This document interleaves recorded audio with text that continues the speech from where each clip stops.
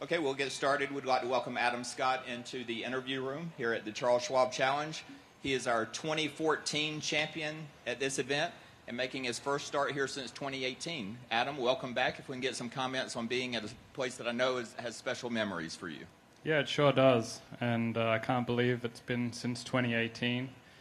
But a new golf course this year, refreshed maybe is a better word than new, but a great golf course, a great venue on tour. So with the improvements to the course, I was very keen to come back, and it fit into the schedule nicely, which has been challenging, it seems, for me since 2018, but that's how it sometimes goes. Hopefully some of those great memories of 2014 come flooding back and inspire some good golf out of me this week. Yeah, it's hard to believe it's been 10 years since then, but talk a little bit about what you remember. Obviously, world number one coming in and winning that week to keep that. Just talk a little bit about what you remember most. Yeah, well, it was a really special week. It was a great time in my career. I just moved to world number one the week prior, and I hadn't planned on playing the event, but I was world number one by the smallest of margins, and I felt like if I didn't play, I could lose the position. And I thought, well, it's been a long journey to get to world number one. It'd be really fun to play as the world number one.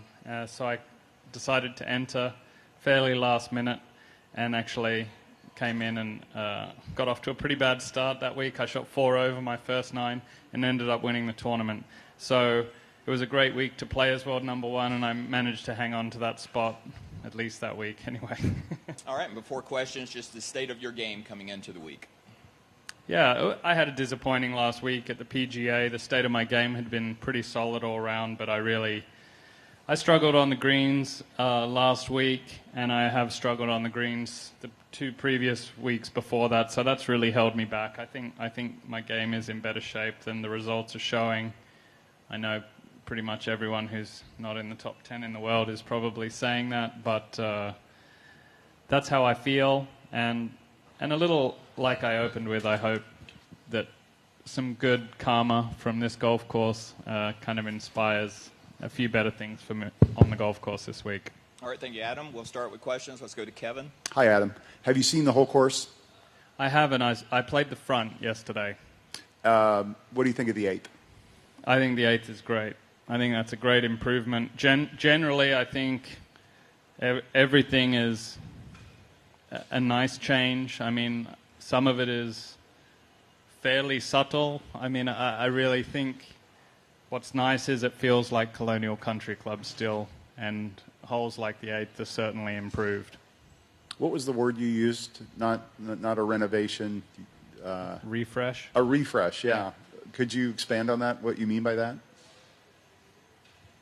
Well, you know, I think some of the classic old golf courses, you know, we certainly at the PGA Tour, but at a lot of the great clubs, you know, the agronomy is such at a high standard now, and sometimes when you've had grass on the course for 30 and 40 years and you know, it gets old and a bit tired, and now they have all new grass and it feels fresh and it's going to play very well, whether you're a member or playing this tournament this week.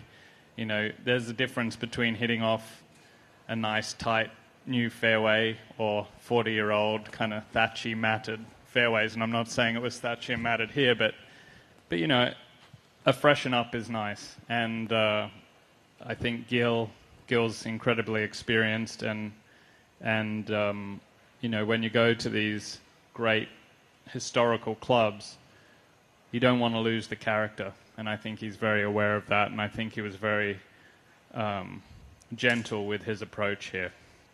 All right, let's go to MK right here. Hey, Adam, you've been extremely successful in the state of Texas. Why do you think that is? Yeah. I don't know. I've always felt that the state of Texas is most like Australia generally, from the trees to the golf courses are similar in a lot of ways. The people, I wouldn't call all Australians cowboys, but we definitely have a lot of cowboys as well. And, I think there's always been a level of comfort, and I have enjoyed success on the golf course here. And it also makes it a great week every time I come back to play in Texas. And then you've had a lot of experience on the tour, and there's been a lot of changes within the last couple of years. What do you think the best change has been for the tour?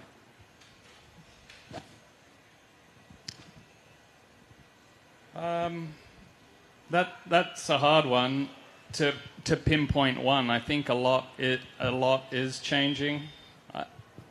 I actually think going back to a calendar year, a calendar year schedule is a good thing. I think that makes a lot of sense to me. Back to the Texas, the only player to win all 4 of the annual stops in Texas. Is that something you take pride in as well? Yeah, a little bit. It's one of those cool like asterisks next to your accomplishments, and that's fun. So I'll milk any of those, John, as long as I can. Thank you for bringing it up. You're welcome, Adam. All right, let's go to Art over here. Sorry, Art, and then Matt. There we go. Yeah, Adam, Rory's talked about sometimes it's hard to play with all the stuff going on outside the course and outside the tournaments and all the changes, World of Golf.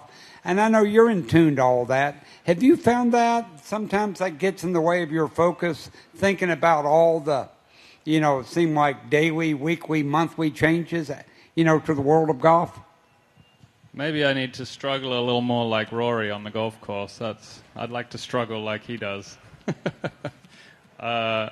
If it's affecting his play, it's hard to see. He's played incredibly for a long, long time. I know. Maybe he thought it held him back from some success, but I don't know. I think we're probably at different stages of our careers, and I don't think it has an impact on my play at all. It's all about, I'm fully aware that where I need to put my time, and at this point I have a little bit of time for being on the PGA Tour board, and I still think I have enough time to work on my game and other things in my life as well. So, but I understand, everyone. If you asked me 10 years ago, I probably wouldn't have been willing to give that time at that point. And so I can understand maybe Rory found that challenging. All right, let's take a couple more. Yep, Matt. I know you guys are tired of this subject, and I know it stinks, but can you tell us at all what you think the future of professional golf might look like in 12 to 18 months? Do you have any idea how this is all going to change and what it may ultimately, the shape may be?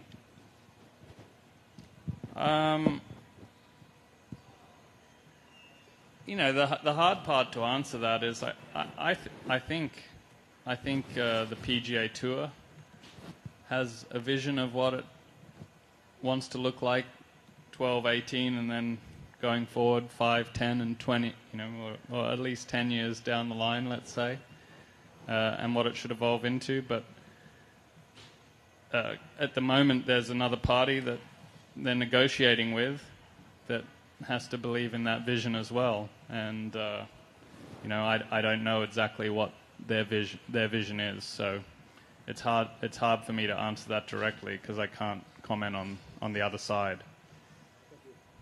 All right, anything else? All right, Adam Scott, thank you, sir. Thanks.